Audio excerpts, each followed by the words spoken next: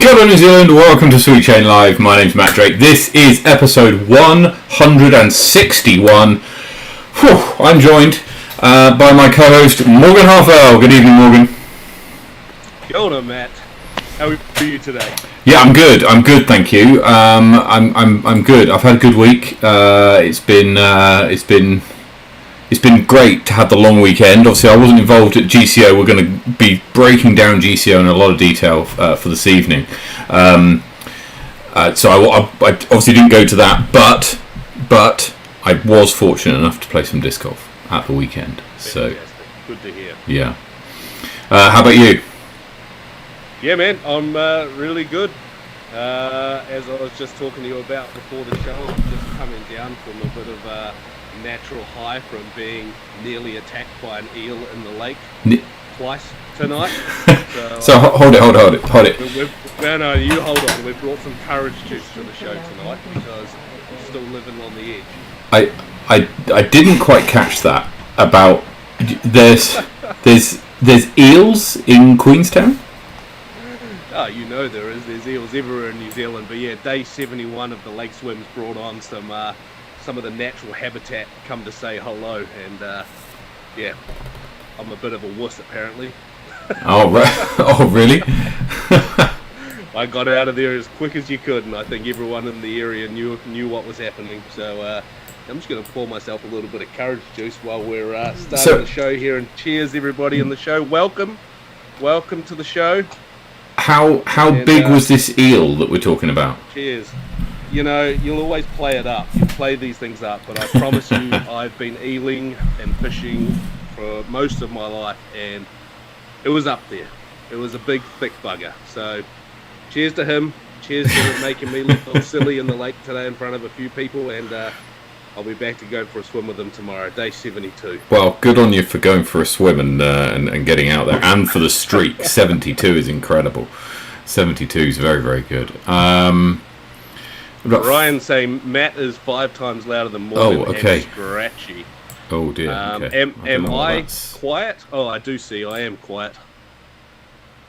Right, hang on, because I do have a setting. I can have a look at 1 second. Right, guys. I would usually just sit here and try and talk a wee bit, but I think it might not help the situation with Matt trying to deal with the sound. Let's go with this. Hopefully it's coming through okay. Good evening, everybody. To everybody in chat. But Morgan, you got to play some disc golf at the weekend. You played at GCO. I did. Yep, I did. I played GCO. I played the Queenstown Gardens. Yeah, I've had a few rounds this week, which has been really nice. GCO was fantastic. We'll obviously get into it a wee bit deeper as we go through the show, but man, those guys, you know, obviously I'm pretty involved behind the scenes and seeing all the work that went in behind the scenes for this. And man, these guys pulled it off. That was an amazing event. So a big shout out to all you guys in Christchurch, you and Craig, Ann Burgess, Andrew Falk, Leon Botha, all of the crew up there that had anything to do with the event. You guys killed it. So. That's what I've heard. All I've heard is real good stuff. Chat, if you let us know in the comments what you thought of GCO. How did you get on? Am I muted? Morgan, you can hear me, right? I can hear you. We can have our own little chat if you like. We'll get this right. I promise, chat. Bear with us. We will get this right. So we're going to go over GCO, and we're also going to go over the Armageddon, which is this weekend up in Nelson. There's a heap of people that have been busy setting up the course for a lot of this week. Really, rubber hits the road today with the. I've seen scaffolding going up. I've seen tee pads being put in, baskets I think went in yesterday. It's been a Herculean effort, and it looks great from the photos and the videos that I've seen. Yeah, Disc Shop just released. Oh, it was 2 hours ago. Somehow I missed that. Disc Shop released a video of a bit of a drone shot of hole 1, and yeah, and it was even to my surprise. Hole 1 is perched up on top of a scaffolding, so a raised up tee box, throwing about 100 meters down to a triple Mando. So hell of an opening hole for the tournament. Oh wow! Okay, we'll see if we can find that a little bit later. Double my volume. Okay, right. Let's see if I can do this. while Matt's doubling his volume team, I actually want to give a shout out to a bunch of you guys that are in the chat as well. I met a lot of people, a lot of you guys that are in the chat at GCO this weekend. It was super awesome. Oh my goodness, now I need to turn Matt down. It was super awesome to meet a lot of you guys. It was quite funny because the number of people came up to me, and it was one of those things where they knew who I was, and unfortunately I didn't know who they were, so it was a bit awkward to start with. But man, I was just hyped to meet so many of you guys. And if you're watching, you haven't come and said hello to me yet, and you're at Armageddon or any events, please come up and introduce yourselves to myself and Matt. If you're there, we love seeing you. Yeah, absolutely. Hopefully this is a better volume. Anyway, we've got a bit of a packed show because we've got some stuff to go through today. Obviously, it was the final event of the Elite Series, so we're going to be having a look at the Elite Series standings and maybe doing some permutations and some mathematics and seeing if we can kind of work out who's going to win. All right, so because there's some pretty sweet prizes on the line for the Elite Series. If you're not sure what they are, then stay tuned because Morgan's going to give us a breakdown of those as well. But we're going to start off as ever with hot scores. Morgan, take us through the South. All right, let's kick it off down at Queen's Park. Excuse me, down in Queen's Park, and we've got Mr. Henry Kane with a 12 under par, 45. Apparently no one played Chingford this week, taken over all the other Dunedin courses. No. So we'll move over to Brockville, and we've got Mr. Tom McKay with a 24-5 under par, taking down the hot score there this week. Queenstown Gardens, I got a nice round in with him this weekend, but Dante Manuel with a minus 15. Ooh. This guy's only been playing for maybe a year and a half, and he's absolutely killing it. He's like Mikey. He's out there every single day, multiple rounds a day, and that's how you get good, guys. Lismore Park, as always, Mundo McDisc shooting an 11 under par this week. And then taking down Jelly Park with an 18. Hang on. I didn't read that before the show. Taking down Jelly Park with an 18 under par. That's what it is. And I wish I'd led off with Warren Park with a 13 under par. Khalib Allen, Kokiri Leach. You are the man. 18 under par. Congratulations. Yeah, round. Well Top done. Score of the week. Small Bone Reserve, we've got Mr. KGB or Mrs. KGB with a 15 under par this week. And 4 down takes Queen's Park Reserve, and that is Nation taking the hot score this week. Mr. Anthony Rogers holds it down at Saxon Field this week with a 9 under par. And Jeremy Brockenshire with a 16 under par at Branford Park rounds out the South. How are we looking in the north? Starting in the capital up in Barrenpore, and it's the man, the myth, the legend, Simon Fogarty, who goes out 7 under par, tying it this week with Brady Cush for the lead in Wellington. Across the water, Hikoi Andy Davey, who shoots 6 under par to take out the hot score this week. Up the valley at Harcourt Park, it's that man, the myth, the legend, Simon Fogarty, who hits 5 under par once again to take out the hot score. And Ephraim Russell and Joel Simpson take out the hot score in Linklater. Johnny Wake obviously being down south, so he's left the door open for his fellow Manawatoons. Is that I don't know. People from the Manawatu, tell me. Manawatoons. I'm going to say. Don't we just call them the bucket heads in rugby terms? Yeah. Anyway, so. Over to Maryland's New Plymouth, and the hot score this week was Avery Jenkins. Probably no surprise, they've played a whole heap of courses this week, so well done to Avery. 3 down at Maryland's. Across to Spa Park Black, and Avery Jenkins once again hits 6 under par in the middle of the North Island. Up to Henderson, it's Matt G, who hits 13 down. Jacko goes around Woodhill at 8 under par, and Eldon Pasquale hits 7 down at Rosedale. So congratulations and well done to everybody who hit a hot round for this week. Now, there was... Arn Burgess in the chat saying... if that's legit, and everything that comes through Sweet Chain is always legit, that's the Jelly Park course record. So well done to you, sir. Okay, well, I can tell you if it's sort of legit by looking, because it kind of passed me by until I kind of put it into the engine, into the what do you call it? So according to... What do you call it? According to the Hot Scores engine. Yeah, according to this, Callie Thompson and Ashton Clark had previously hit a 37. Ashton Clark a couple of weeks ago, you might remember, and Callie Thompson just over a year ago. And they and Caleb has hit a 36, which is the best score on Nudisc of all time. And of course, the scores on Nudisc go all the way back to 2018, probably for Jelly Park, so or 2019 at the very least. So yeah, very well done, very well done. Amazing. Right, now we're going to head on and have a look at GCO. We're going to go through the results first, Morgan. Chat, I'd love to know what were your thoughts of the course, of the tournament, of the experience, of the everything. Let us know your thoughts. We'd be really keen to hear, because I know that on the show we bang on about how the Elite Series does things slightly differently, and that we'd want to, and that they try to make sure that it's player experience. Well, is that translating? Is that actually happening? You know, is what is being claimed actually going on? We'd love to hear your thoughts. So yeah, get in touch. Let's have a look at the. Let's have a look at the scores for MPO, and Maxime Tonge takes out the win this week with a 25 under par, winning by 5 strokes over Johnny Wake.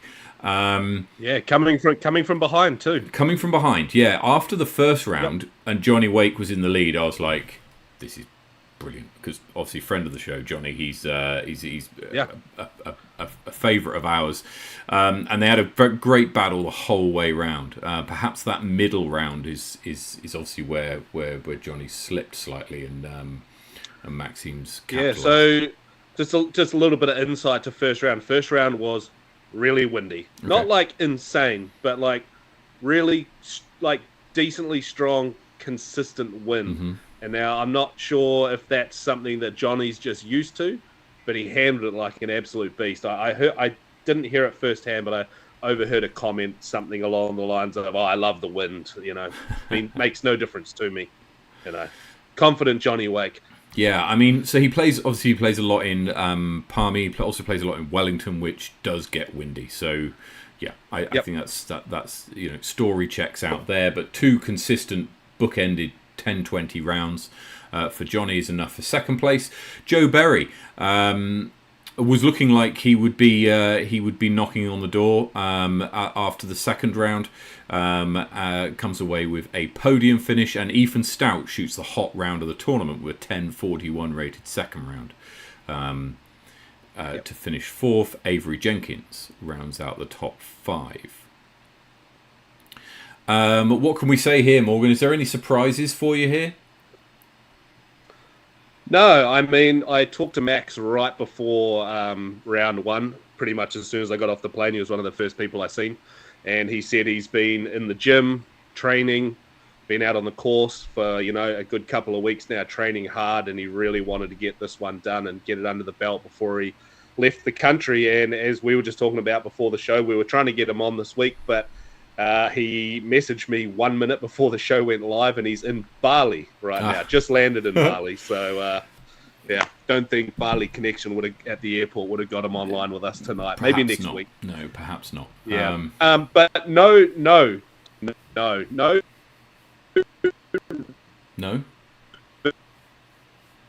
Down in 5th, we knew he was going to be there or thereabouts. Mm-hmm. Ethan's last year's winner. And Joe Berry's been playing very well. Obviously, took out the win a few weeks ago. John, we've talked very recently a lot about how well Francis Orange has really almost come of age in the sport. Always thereabouts, just playing so phenomenally at the moment. You can never count him out. Yeah. He's always going to. So no huge shocks. Yeah. Okay. Yeah. No huge shocks. I mean, I thought I'd be in the top 3, but not quite. Well, you did. You're going to be proud of your final round, though. That was good. Yeah. Oh man, I was happy with the whole thing. You know, like I got off the plane, went to the course, and jumped straight into my round after about an hour and a half, and you know, didn't know the course, and I learned so much in round 1. And you can see I went from 9 over first round to even to 5 under in the last round. So I feel like it's a course I can definitely attack if I play smart, and I'm actually pretty confident moving into this weekend at Armageddon that I'll be able to put down a couple of good rounds at least. Over into FPO, and perhaps as expected, Ella Hansen wins quite comfortably by 25 strokes over Michelle Simpson, who edges out Hayley Flintoff, who edges out Michaela Kerr. Great battle for second place there between the three of them. Yeah, absolutely. Huge battle. All tied up going after the first round.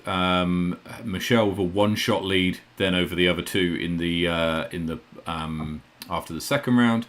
And then Hayley able to just nudge ahead of Michaela in there. I'd say that Michaela's got to be pretty stoked with that result. Hey, like given where Michelle. I would say so. And I would say so.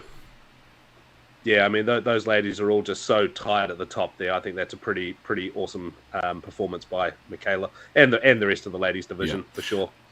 But Ella in a class very of her much own. so. If she played MPO, she'd finish tied 8th. So well done. Well done to her. Over to MP40, and Johnny Ferrari wins this quite comfortably. I mean, it was never in doubt really after the second round, really. No, he I can't remember I can't quite see it close enough, but I think he had a 10-shot lead there or thereabouts going into the final round. 13-shot lead, yeah. Okay, 13 shots. There we go, and just comfortably held on to it. Just had to be smart and got the job done. Yeah, incredible play again with a score that would have placed him 5th overall in MPO. So well done. Love you, Johnny. Well done to Johnny. Down in MA1, we said this one was going to be a tight battle, and it was. Sam Cole did enough just at the end to take this one out after a bit of a slow start. Perhaps the wind isn't his strong suit.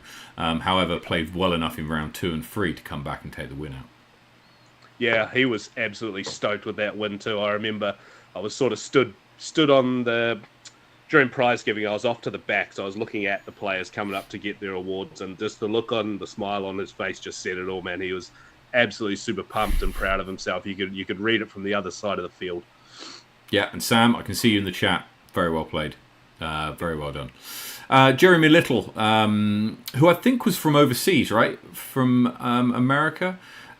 George Moss, have I got that right? I might not have that right. Jeremy Little, yeah, he was the American guy, yep. Yeah, and then obviously George Moss, Goose Van Gisteren, and Sam Lycan were all familiar with. Matt Broughton out of Masterton playing well, finding himself in the top 6.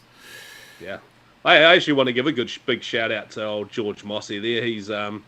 He's really pushing for those top positions, and I've already seen some footage of him up in Armageddon today practicing. So who's that? Sorry, go hard this weekend, bro. George Moss.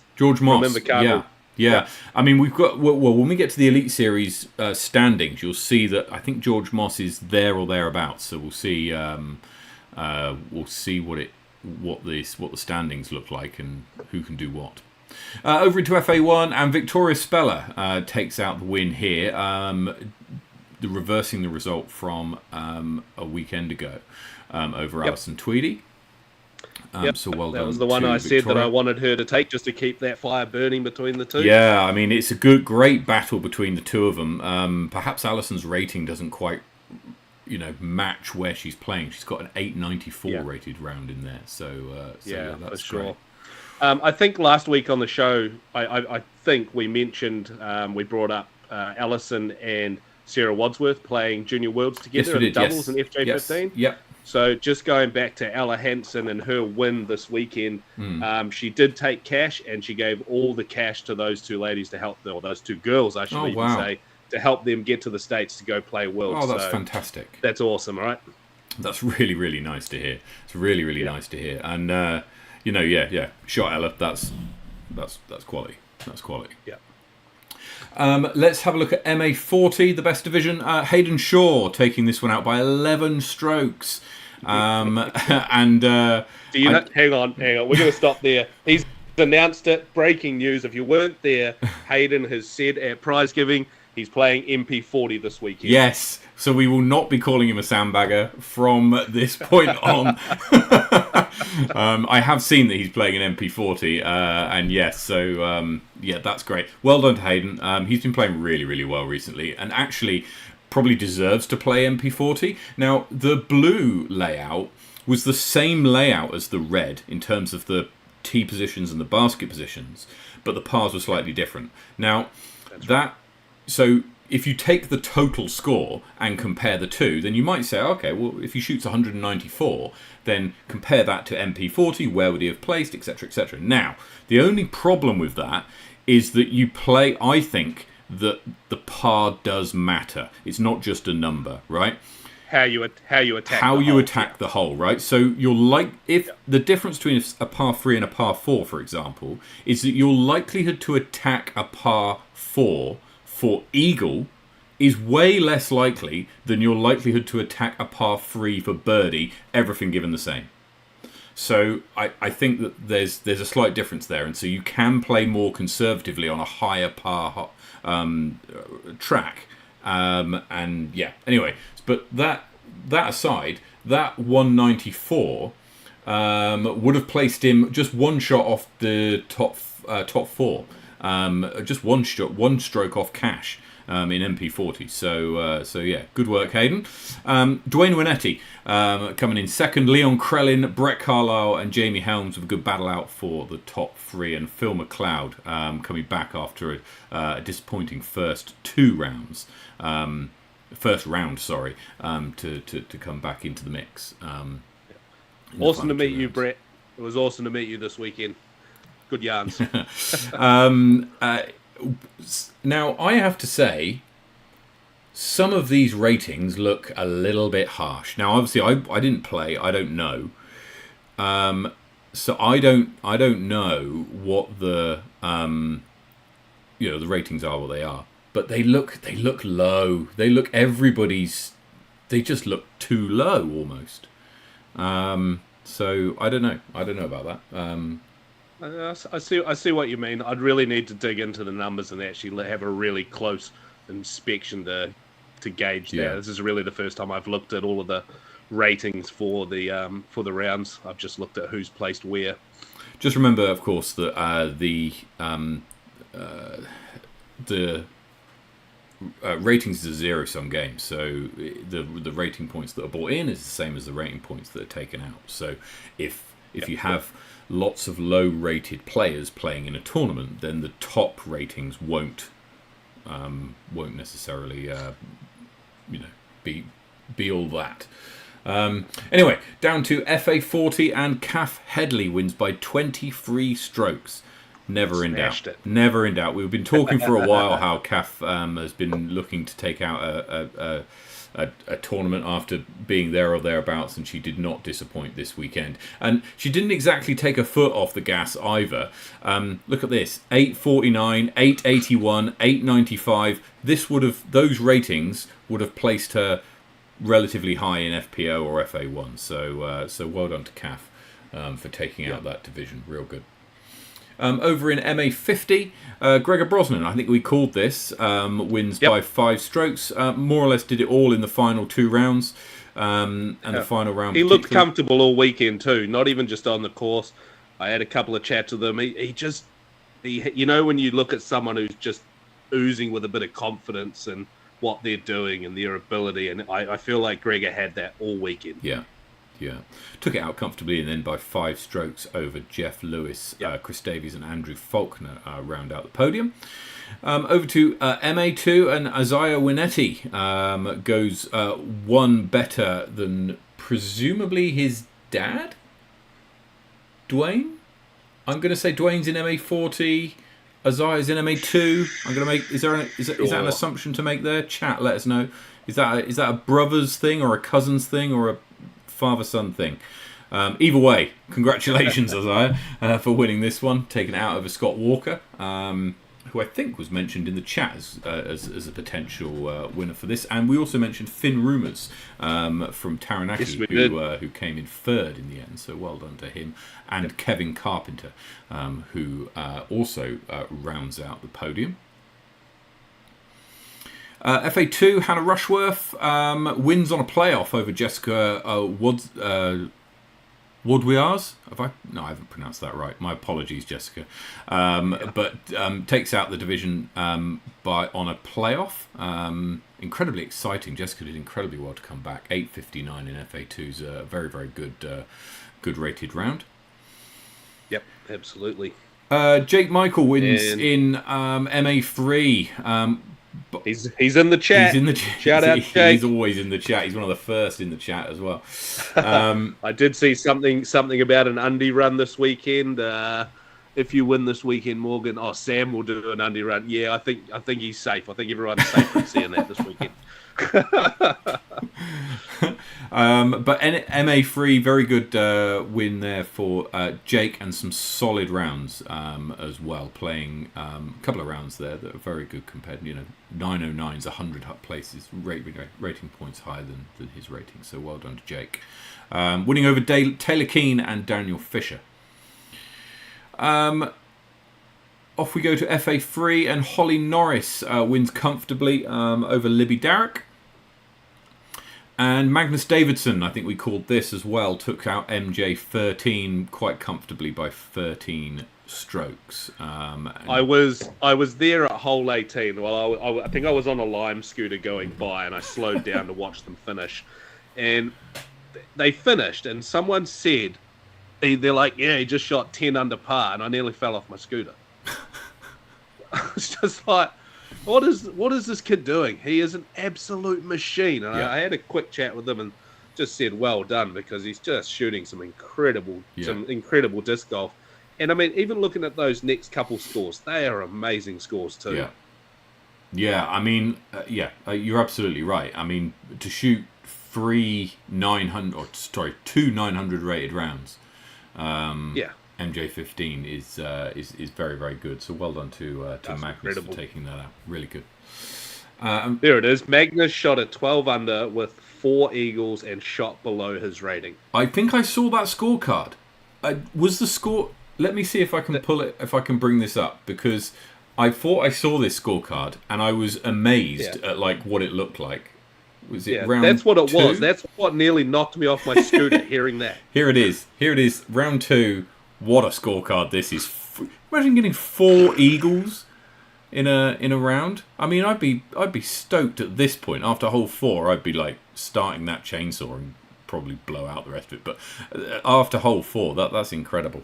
So well done. Well done to Magnus. That is incredible. I mean, they're 100-meter holes. He's not a big kid. He's only a wee fella, and be sending them that far to be within putting range. Absolutely, unreal. Absolutely. Sarah Wadsworth shoots 3 rounds over her rating. Good to see the improvement there, and shooting 6 under par herself in FJ 15. So congratulations to Sarah. Right, let's have a look through some of the chat comments then, because we've had a few people talking about the tournament. Love GCO. The communication was really good even beforehand. Fantastic. I'd much rather have played in 33-degree weather, but we can just blame Ewan for that one. Yep, Ewan, sorry, you're going to have to wear that one. I love the course. Once I got my head around the course and the baskets, interesting, because we spoke about the baskets as being, they were brand new Disc Golf Park baskets that have come in. Great, big, easy to see red stripe band up on the top. They look fantastic. How did they catch for you? Yep. Yeah, for me, they caught really good when I putted correctly. So tell us what you mean by correct. What I was finding is, so like my usual miss, and I talked to a few people about this, my usual miss is high or low. Okay. I'm usually pretty much dead on the center when I'm putting right. Yeah. And I kept finding myself just a little to the left of the pole, and I was getting spit outs to the left. And that's, it's a lot to do with where I was putting and putting them. Okay. But I did get spat out quite a lot on, it's weak side. Yep. So, it's to be expected. And then everything else that hit those chains grabbed and dropped. Everything pro side, everything center stayed. I only had one spit back, and it was on a really vertical up from a hazard right below the basket, and it came straight back at me. And I think that was just more pure unluck. We'll use that word. And rolled back into hazard, of course. And the only other comment that I got, he who shall not be named, who kept hitting within the top 4 inches of the basket of the chains. They never stayed in for him. Okay, all right. He who shall not be named, who is definitely in the chat right now. Okay, all right. Okay, because the chains, if I'm right, I haven't seen the baskets, but from what they look like, the chains seem to be made. The metal of the chain seems to be thinner, slightly, than slightly smaller gauge. Yeah, than what we're perhaps used to. I'd have to put them side by side to give you a Yeah. good answer on that one. Yeah. Hitting the band, hitting the band makes a sound that will haunt my dreams. Yeah, it does. Ting. Baskets were pretty sweet. Thought they caught well. Big fan of the baskets. Great tournament. Loved it. Well received from everyone I spoke with. What else have we got?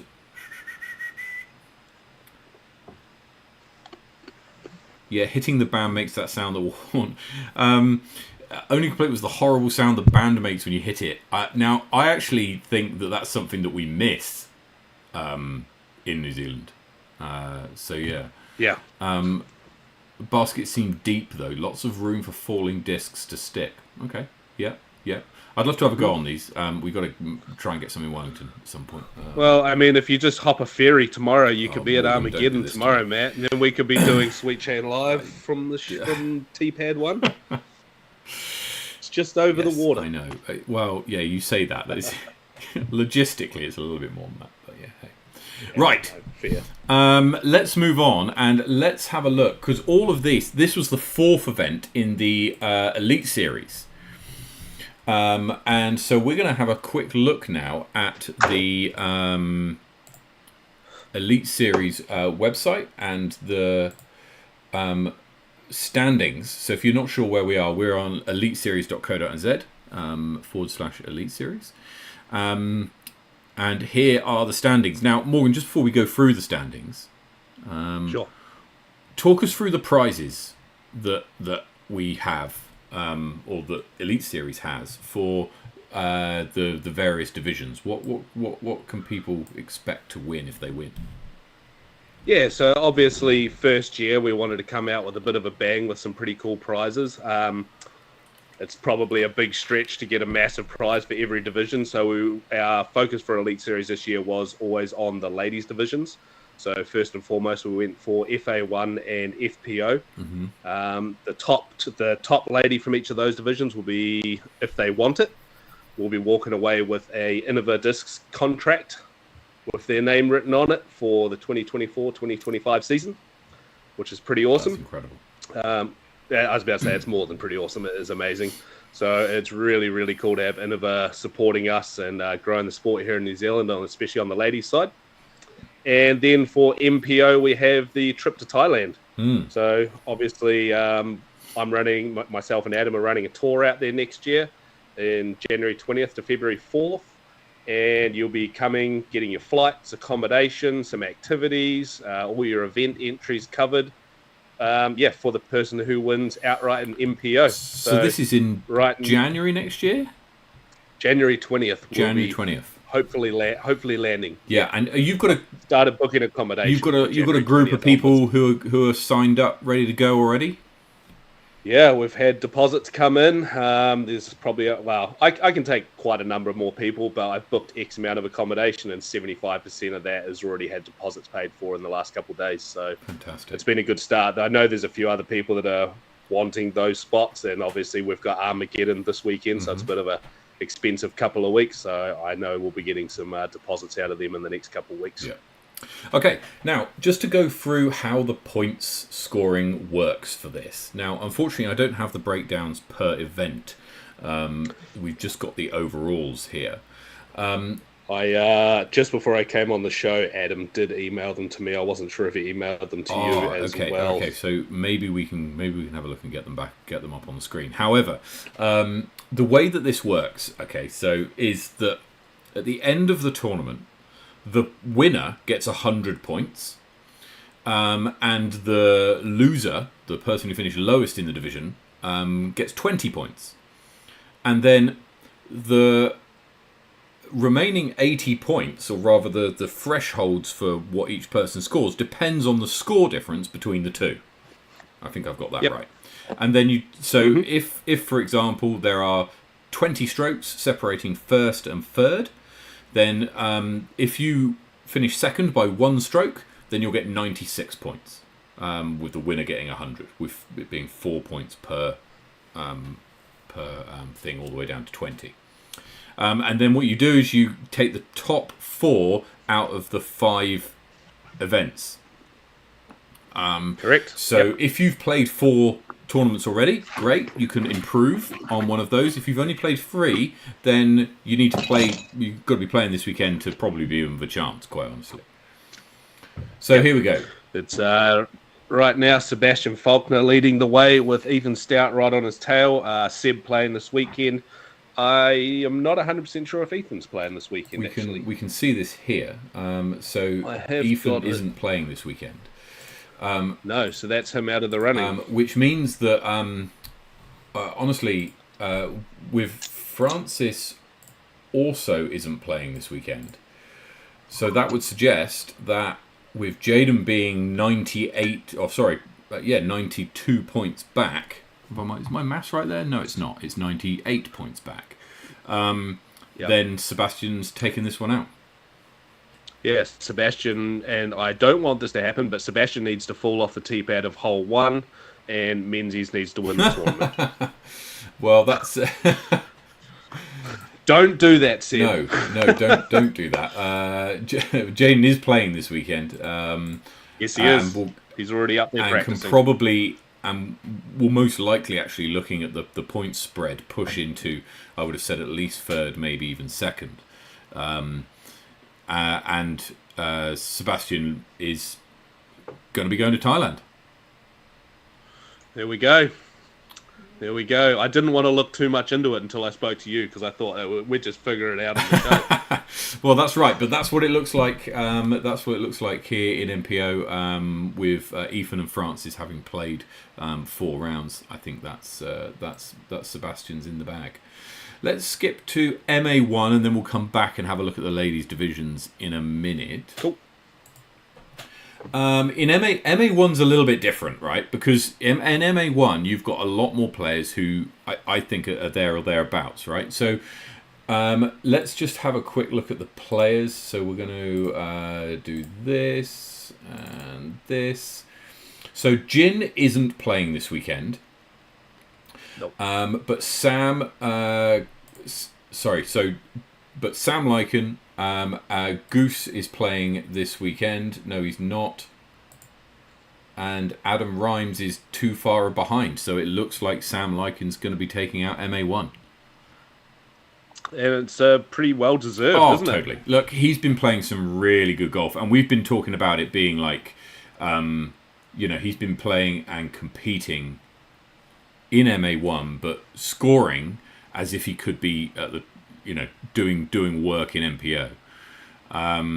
So yeah, I've just remembered Craig Lycan. If you're in the chat, I had read your email, and to be honest, I've just been too busy with work and fighting eels in my time off to remember to send it to Matt and have a chat with him about it. But Craig sent me a pretty good breakdown of Sam's round and the other guys in MA1. I'm not going to read it out now; it's quite large, but I'll send it to you, Matt, because you'll be quite interested in reading this. Just average event rate, things like that, and it really speaks to why he will win the MA1 Tour Series this year. Just for the people asking, I think you get 0 if you DNF. I don't think you get any points if you DNF. Correct. Yeah. So let's have a look at FPO now. FPO, Echo Lee has a 56-point lead. 36-point lead, over Hayley Flintoff, who has a 35-point lead over Michaela Kerr. And then Ella Hansen presumably wouldn't take up the offer of the contract, although she's over 100 points. She can't. She can't get there anyway. So, so really, we're looking at Michaela and Echo. It's going to be Michaela versus Echo this weekend, and Look, Yep. so this is interesting, right? Because there's 5 players in this division. Yes. So really, Michaela needs to win. Okay, first up, if she wants to take out FPO, Michaela has to win. And she has to finish. If she doesn't win, she has to finish above Echo. And then she has to hope that the number of points, the difference in strokes. How does she want this to run?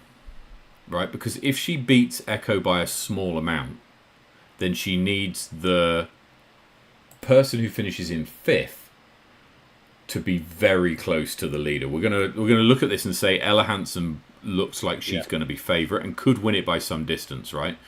If GCO is anything to go by, so you're going to have a big gap between 1st and 5th, which means that It's actually you're going to have a low number of strokes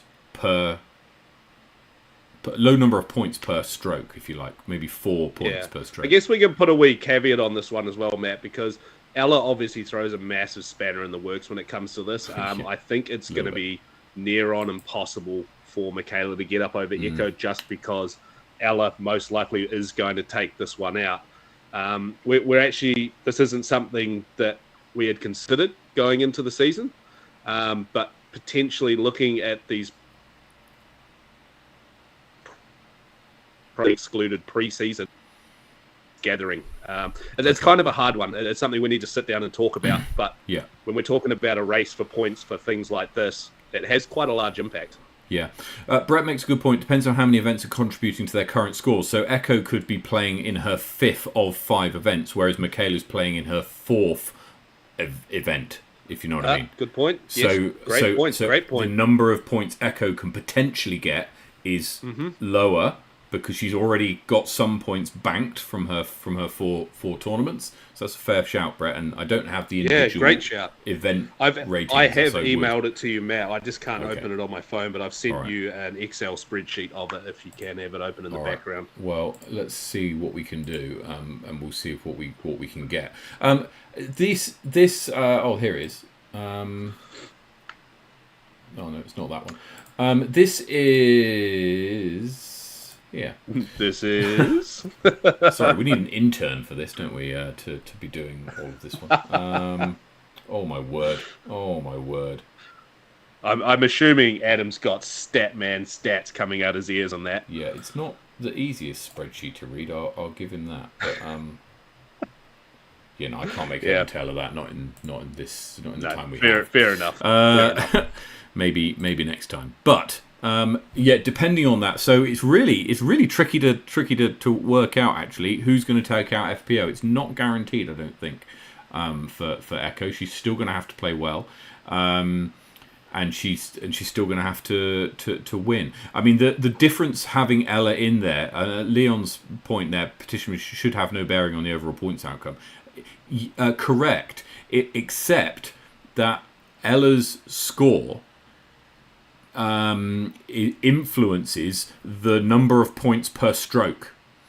So if she's got a 20-stroke lead, then suddenly every stroke is worth 4 points. Whereas if she wasn't playing, and there was, so say between the 4 of them, there was going to be an 8-stroke difference, there would be 10 points for each stroke. Then, if Ella plays and there's an 8-stroke difference between the 4, and then Ella's say 22 strokes ahead of that, then you've got 80 divided by 30, 3 and a bit, 3 and a bit or 2 and a bit points per stroke, which is quite a bit of difference. And so we'll have to see how this goes. It's going to be close.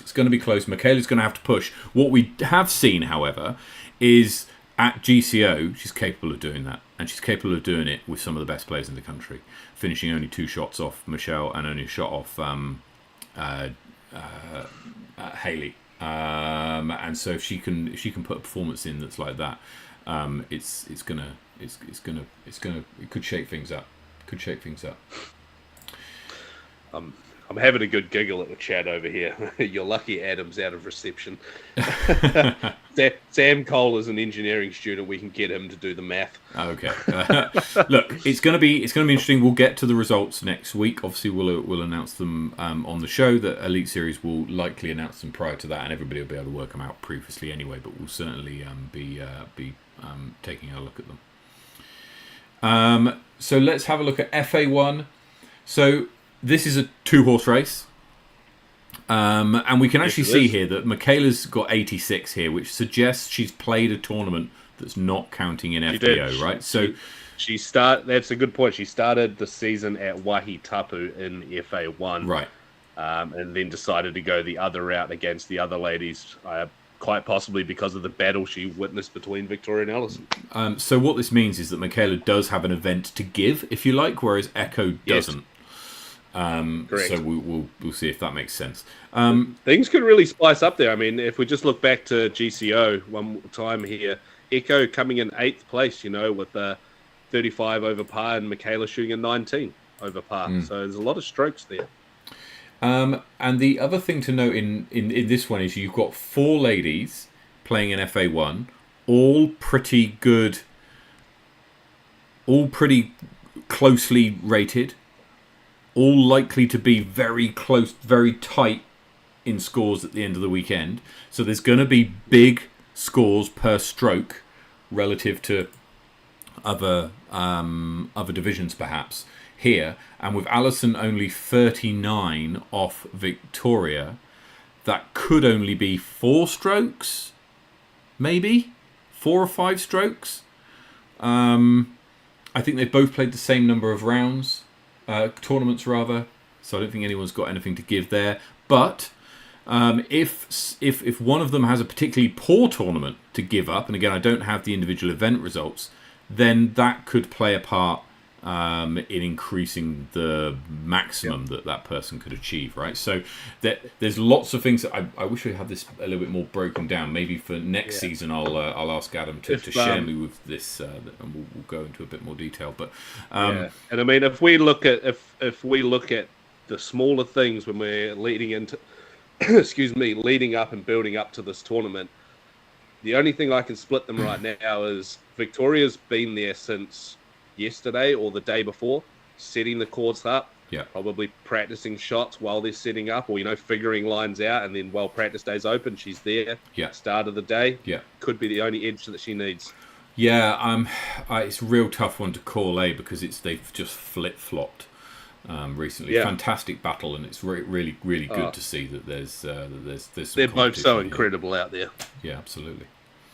Right, should we have a scoot around the other divisions, see what we can find?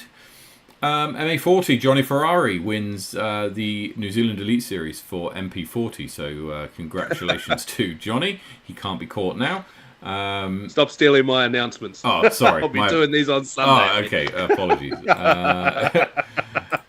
Down in MA2, there is a battle in MA2 between Rob Tadman and Alan Megatron. Now, is Alan playing? Yes. Is Rob playing? Yes, he is. No comment. Yes, no he comment. is. So this is probably one of the closest ones that we have, right? 23 points separating the two. Look, chat. I need to have a quick chat with the chat. Chat. Alan, if you're not here, I'm sorry. If you are here, I'm sorry still. Alan doesn't know that Rob's playing this weekend, and he thinks he's in with a chance. Well, he is in with a chance. This is going to be tight. He is in with a chance, but he was in with more of a chance when Rob wasn't playing. Oh, okay. Rob's just signed up 2 days ago. I see. It's been kept a bit of a secret in our little group chat. So apologies, Alan. I love you, but you're going to have a nice surprise having Rob here for the weekend. Well, look, it's his birthday tomorrow, so happy birthday to him tomorrow. Well, many happy returns for one. But I mean, if you're going to win divisions and win tours and win series, then you need to be able to battle against people who are also claiming that, staking that claim, right? Yeah. These guys are, there's a group of us that are all just like best mates and always out there playing, and these two just have such good back and forth. I'm looking forward to seeing it unfold this weekend. FA2, we don't have an FA2 division, but we do have an FA3 division, so I'm not sure how this is going to work. between the two divisions? Oh, they just get the points for those divisions that they play in. Okay, all right, I see. The points don't mix and match; they stay in. They that stay division. in the divisions. Okay, which means that Rowan Simmons takes out FA2. Cross to MA3. Jake Michael has got a bit of a lead over William Murahi, and looks like he will take out that division. FA3. We've got an FA3 division, and but Holly Norris isn't playing, so it's going to depend on how Libby Darrick does, whether she can overhaul Holly. MA40, the best division. Hayden Shaw, we spoke about it. He's playing MP40 this weekend, probably because he knows he's wrapped this division up. Is that what we're saying? I hadn't thought about it until this very moment, so we're going to have to wait and see. The only two people who can catch him are Lance Eason and Scott Brooker. Scott's playing, Lance isn't, so Scott is the only one who can challenge Hayden here. And because Scott knows that Hayden isn't playing, if he's got an event to give, or at least enough points with which to, if he challenges for the lead, with which to take over a poorer Scott's score. Played every event. Okay, Scott's got 4 in the bag. Okay, but he might have a poor score within that group, right? He might have one tournament that's particularly poor, and that might give him enough points for a maximum, if you know what I mean. So, for sure. Scott, you're in the chat. Can you just confirm that you have played 4? Yeah, Scott has played 4. That's right. Yeah. Marie Cummings has the lead over Nicola Stout and Kath Headley. Kath Headley's playing this weekend, but Nicola Stout isn't. So Marie Cummings looks like she will take this one out. And MA50, Jeff Lewis. Wow, that's commanding. 372. When you consider 400 is the maximum you can receive, is the maximum number of points you can get, 372 is really going some. That's going to be tough for anybody to overtake. Yeah. He's been playing such good golf all year. Rob Kent looks like he has an unassailable lead in MA60. FA60, not sure we've got an FA60 this weekend. We don't, so Diane Thompson will take out the win here. And what junior divisions do we have? We've just got an MJ18. Sebastian Stridham is the only one in MJ18. Oh, have I got the wrong one? J18? That's the one. Yeah, no, that's correct. Yeah, J18. Connor Rance has this, but Sebastian Stridham's the only player playing, so Connor Rance will take out I think what you'll MJ18. find is Sebastian played in MJ15 at Garden City Open. Okay, I see. Yeah, but well done to Connor. Right, now let's have a look at Armageddon, the tournament, and do some picks, shall we? Because it's all kicking off, getting ready. Chat, we want to know who is in your picks. Morgan, I want a top 5 in order from you. Who's it going to be? In order? In order. 1 to 5. Who are you going with?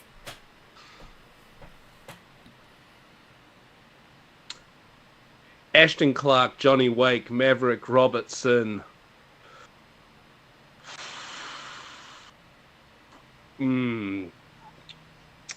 Myself and then Luca.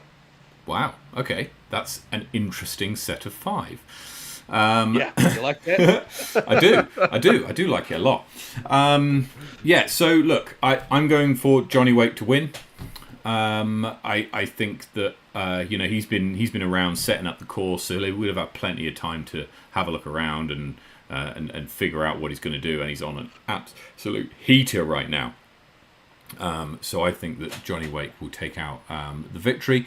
I think then it's going to be pretty tight between the 4 players at the top there, and those are probably the rest of my top 5. How am I going to place them?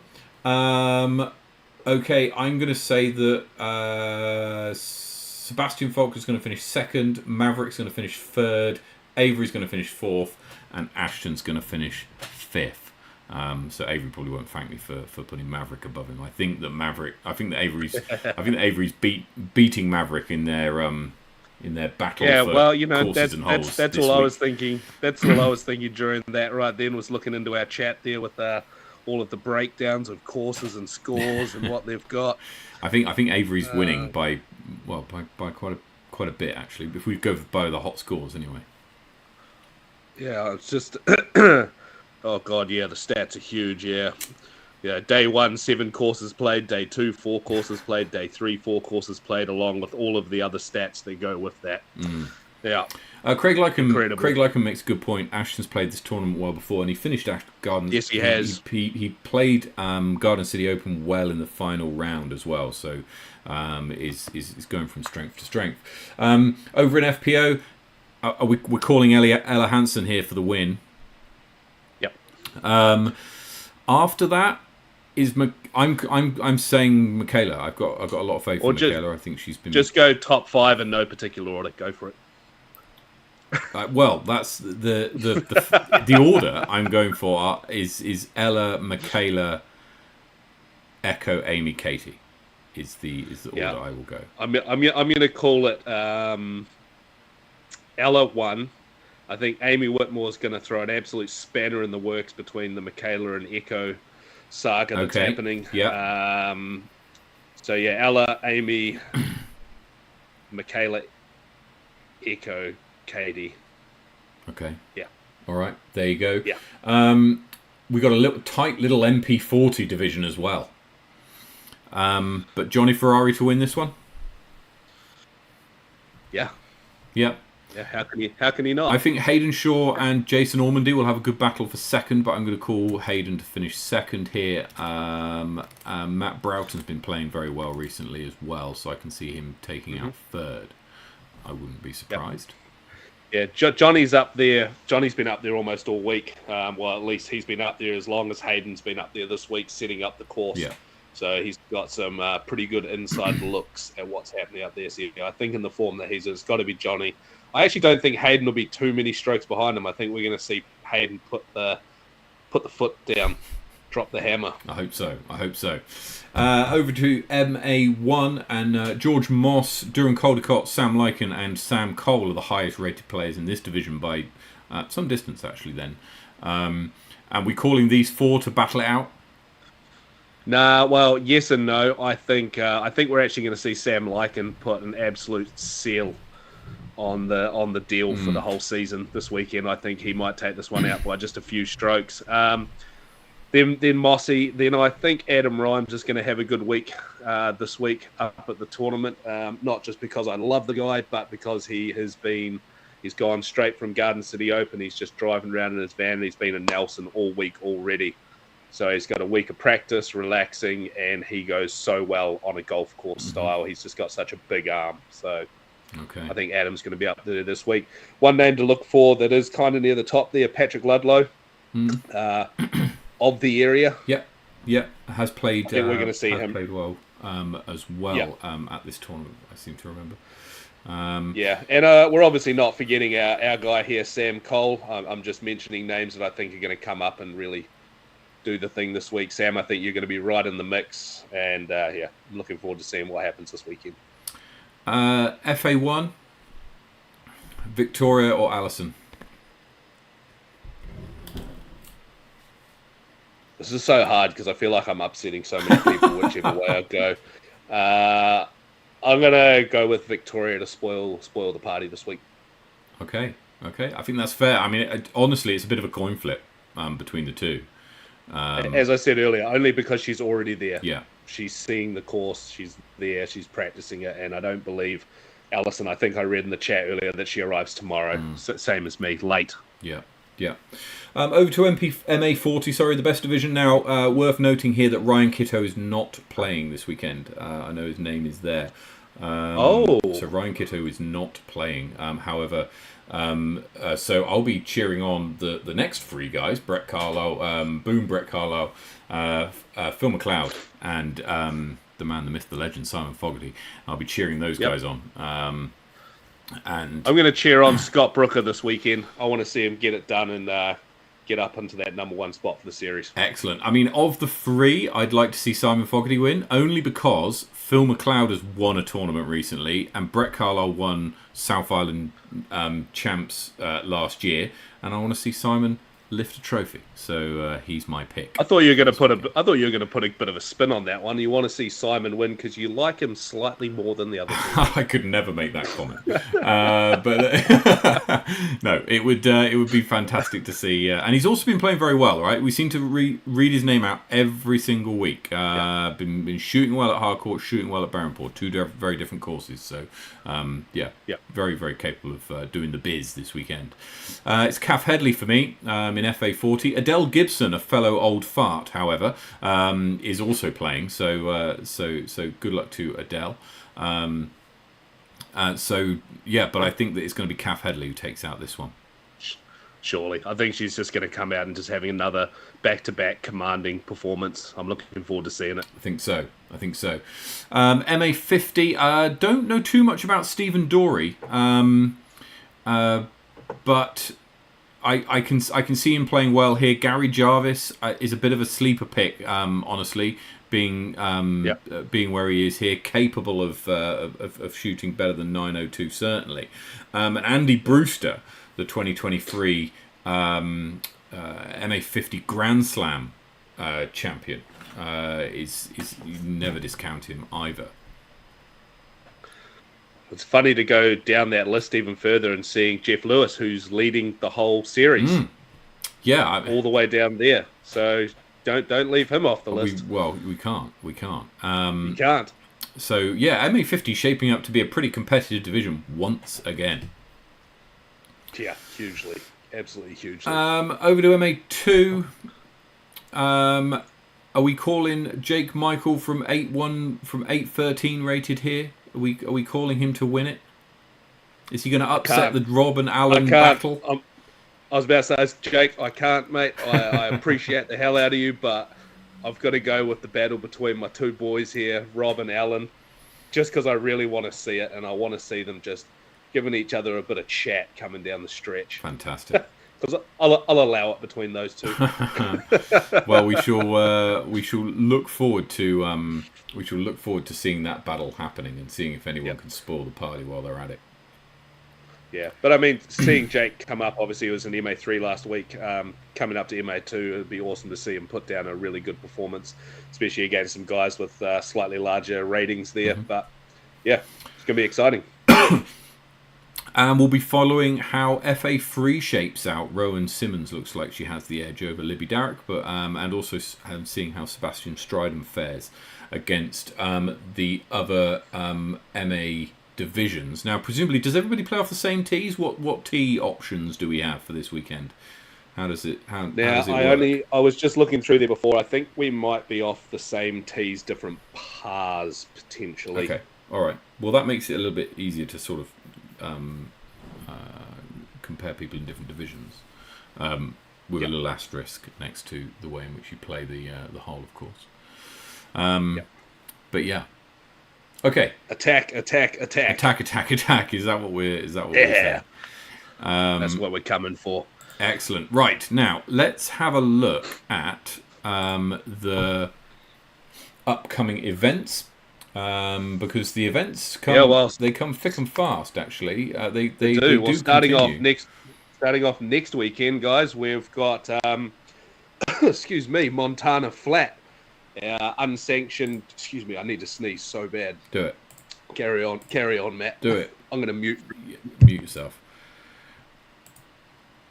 There he is. He's looking up to the sun, hoping to get a sneeze out. We shall see.